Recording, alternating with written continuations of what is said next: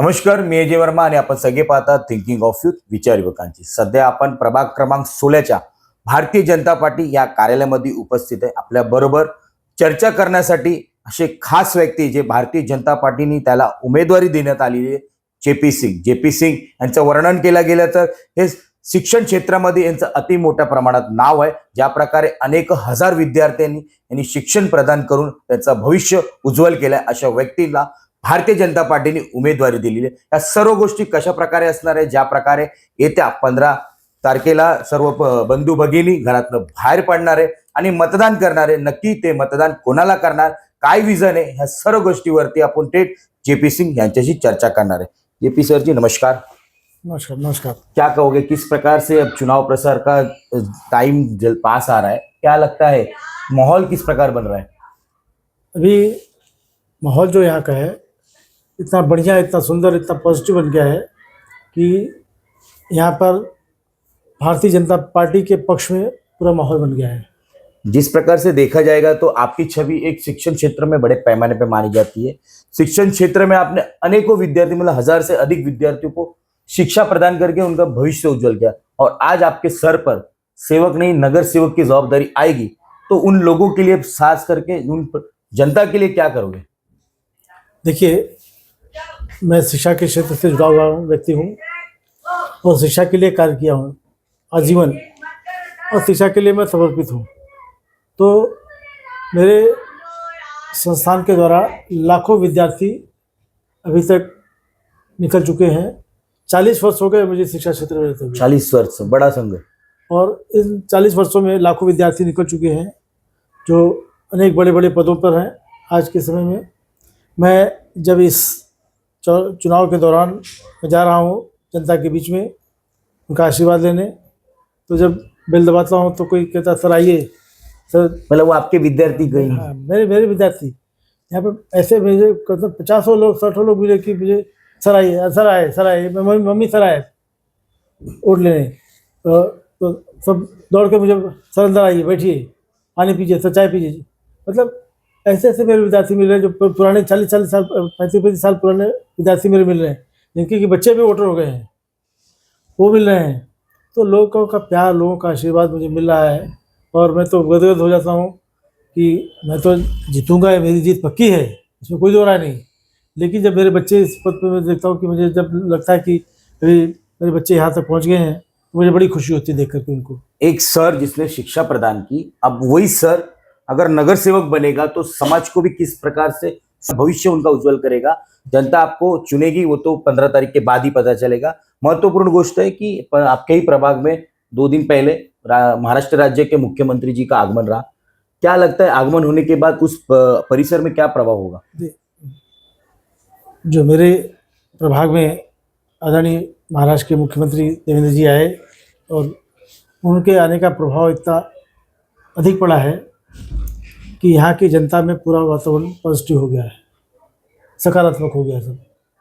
और आदरणीय मुख्यमंत्री जी ने जो योजनाएं लोगों को घोषणा की, लोगों के लिए, आम जनता के लिए, तो वो लोग, सारे लोग उस घोषणा को सुनकर बड़े प्रभावित हैं. और यहाँ की जनता ने ये आशा की है कि महाराष्ट्र सरकार जिन घोषणाओं का वादा कर रही है, ये घोषणा सिर्फ घोषणाएँ नहीं है, ये घोषणाएँ ज़मीन पर उतर चुकी हैं, सनी बाकी नहीं उतर चुकी हैं.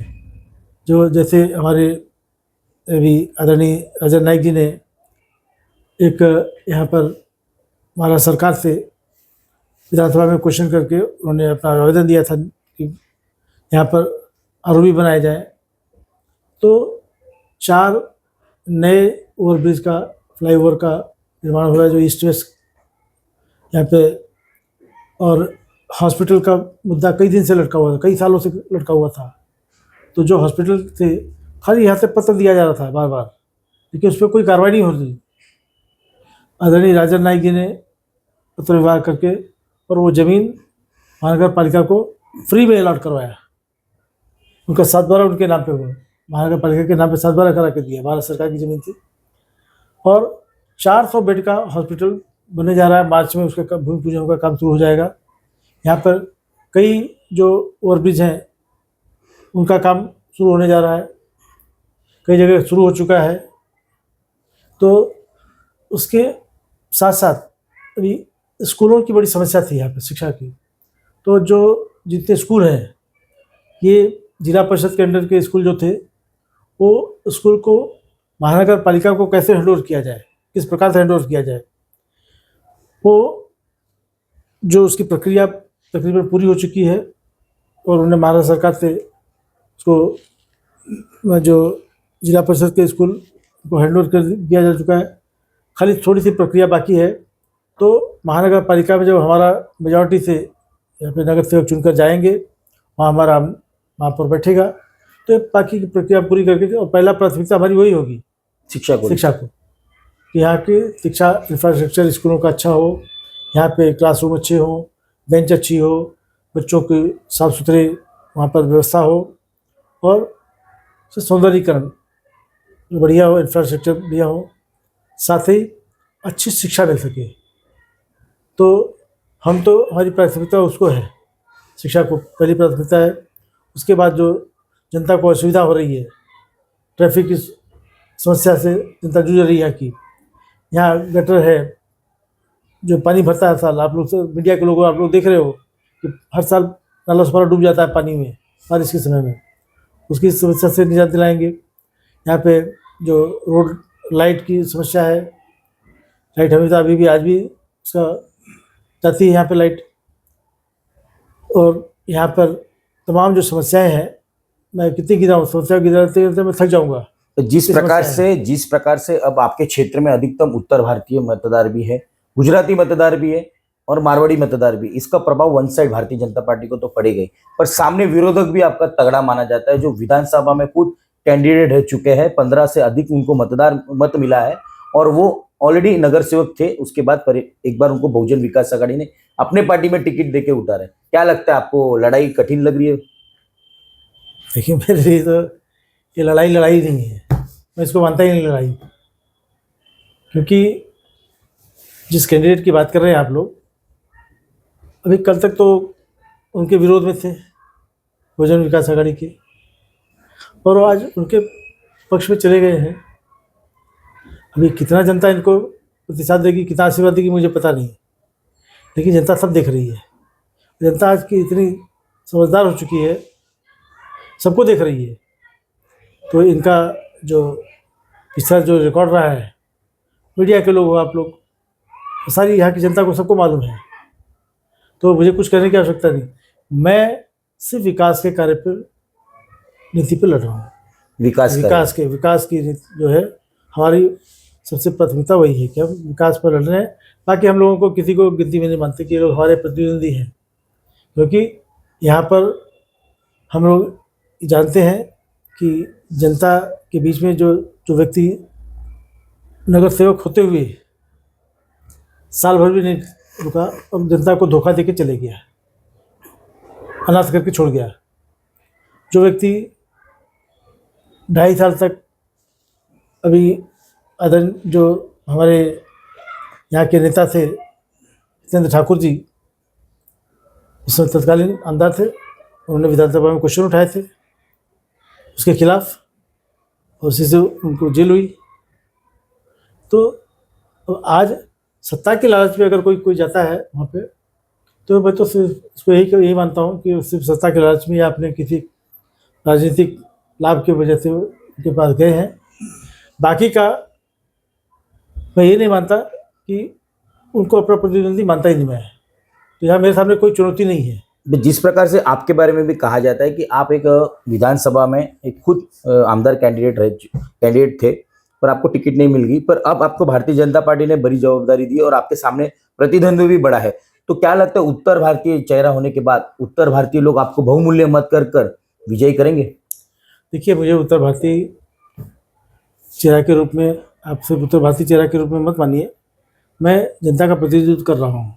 और मुझे जो गुजराती समाज है, यहाँ पर मारवाड़ी समाज है, राजस्थानी समाज जो है, हमारे जो भाई हैं, उत्तर भारतीय जो समाज है, और इवन महाराष्ट्रियन समाज जो है, इस सारे लोगों का आशीर्वाद मुझे मिल रहा है, उनका सभी का प्यार मुझे मिल रहा है।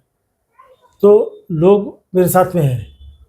मैं जानता हूँ कि लोग मुझे प्यार दे रहे हैं। भारतीय जनता पार्टी के प्रति उनका लगाव है और आदरणीय नरेंद्र मोदी जो हमारे देश के प्रधानमंत्री हैं, उनका विचारधारा से सभी जनता प्रभावित है।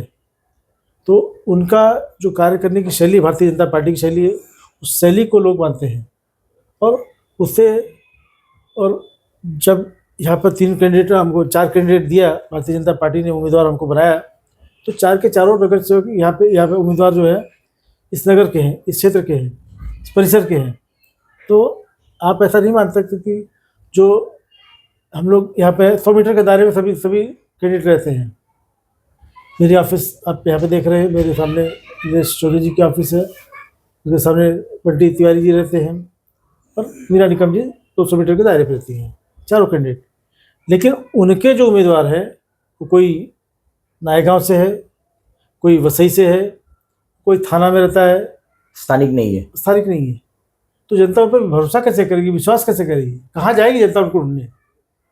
यहाँ के लोग, अगर कोई समस्या होगी, अगर उनको कोई तकलीफ होगी, तो उनसे नायगांव जाएंगे प्रश्न करने, उनको बुलाने, या उनको वसई जाएंगे, या थाना तक जाएंगे, या कहीं यहाँ पे रहते हो मुझे पता नहीं। तो क्या जनता के लिए ये लोग उचित हो सकते हैं? मतलब कुल मिला के सभी आपके साइड में दिखता हुआ पलड़ा भारी दिखता हुआ नजर आ रहा है। पर भारतीय जनता पार्टी 15 तारीख को ही पता चलेगा कि इस प्रकार जनता आपको प्रतिसाद देती है। धन्यवाद हमसे बात करने के लिए। ये थे जेपी सिंह जी, जो जिस प्रकार से 16 नंबर प्रभाग में इनको उम्मीदवारी दी गई है। भारतीय जनता पार्टी के एक बड़े चेहरे माने जाते हैं। जिस प्रकार से उत्तर भारतीयों का इन्होंने पिछले कई सालों से नेतृत्व किया, पर इस बार इनको नगर सेवकी का उम्मीदवार बनाया गया। उसके बाद अब देखने वाली बात होगी कि उम्मीदवार के साथ में ये हर जाति पंथ के लोगों को उनके बीच में जा रहे हैं और उन्हें किस प्रकार का माहौल लग रहा है, ये आने वाला समय ही बताएगा। पर हर पल की अपडेट हमारे चैनल के माध्यम से हम आप तक पहुंचाते रहेंगे। धन्यवाद।